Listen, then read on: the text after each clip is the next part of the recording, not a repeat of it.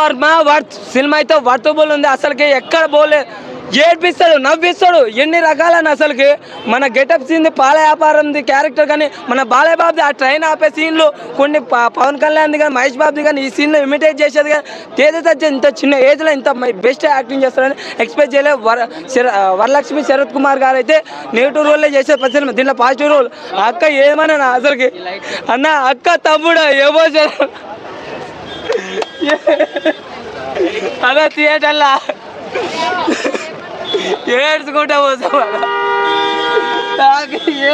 మళ్ళీ ఏడ్చుకుంటా. హనుమాన్ పార్ట్ 2 కూడా అవుతారా.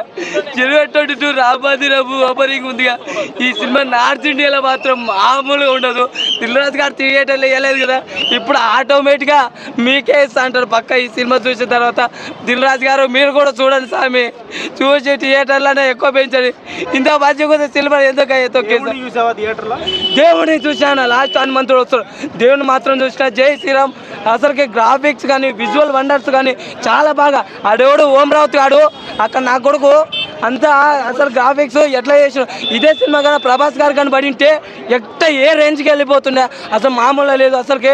అసలు వర్మ అసలు వర్మ అన్న వస్తావన్నా పక్క అయితే వస్తావి. ఇప్పుడు ఇంకోటి ఏంటంటే రామన్ ఓపెనింగ్ ఉందిగా, నార్త్ వాళ్ళకైతే పక్క నచ్చుతుంది. ఎందుకంటే సూపర్ హీరో పవర్ ఉంటేనే కాదు, మంచి చేయాలనుకుంటే శక్తిని మించింది చేస్తే బాగుంటుంది. యాక్షన్ సీన్స్ కూడా చాలా బాగున్నాయి నిజంగా. అంటే ఒక పవర్ గురించి అంత పోటీ పడుతుంది, దాని గురించే ఉంటుంది.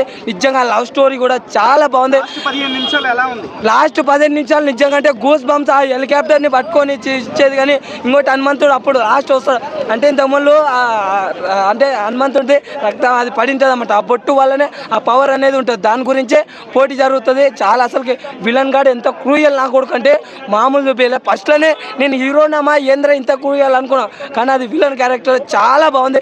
సినిమా అయితే ఎక్కడ బోర్ కొట్టదు అసలుకి. ఇంకా కామెడీ అన్న నవ్విస్తాడు, ఏడిపిస్తాడు.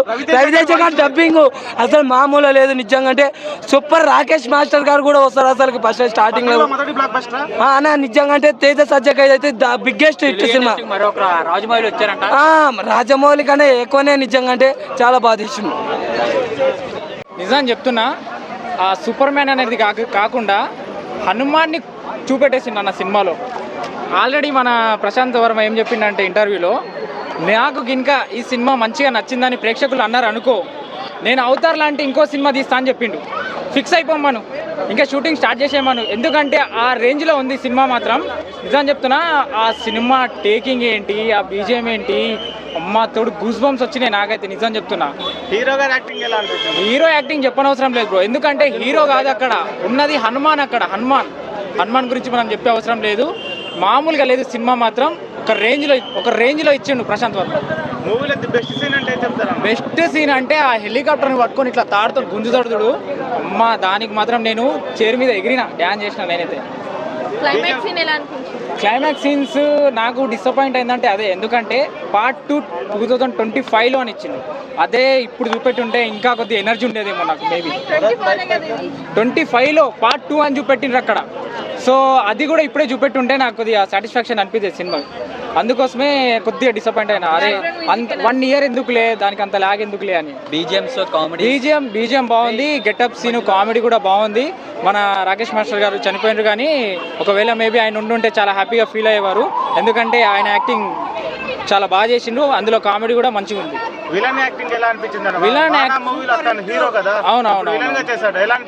విలన్ కూడా బాగుంది బ్రో. విలన్ది కూడా ఒక రేంజ్లో ఉన్నది. ఆయన వాయిస్ కూడా బాగుంది. రెండోది ఆయన యాక్టింగ్ కూడా బాగుంది. ఆయన అరే వానా సినిమా తర్వాత అరే ఆయన అయిపోయింది అని అనుకున్నారు, కానీ ఈ సినిమాతో కంబ్యాక్ ఇచ్చిండు ఆయన. మామూలు కాదు, ఒక రేంజ్లో హిట్ అవుతుంది. 500 కోట్లు కలెక్షన్ చేసి మేబీ కావచ్చు బ్రో, అంతకంటే ఎక్కువ కూడా కావచ్చు, చెప్పలేము మనం. కానీ దిల్రాజు థియేటర్స్ తక్కువ ఇచ్చారంటున్నారు కదా. ఇప్పుడే కదన్నా, ఇప్పుడే కదా. ఇంకా రేపు ఎల్లుండి చాలా రోజులు ఉన్నాయి కదా. చాలా రోజులు ఉన్నాయి కదా. అనుకుంటున్నారా? ఇచ్చి పడేస్తుంది. గుర్తుపెట్టుకోండి, ఇచ్చి పడేస్తుంది. ఓకే.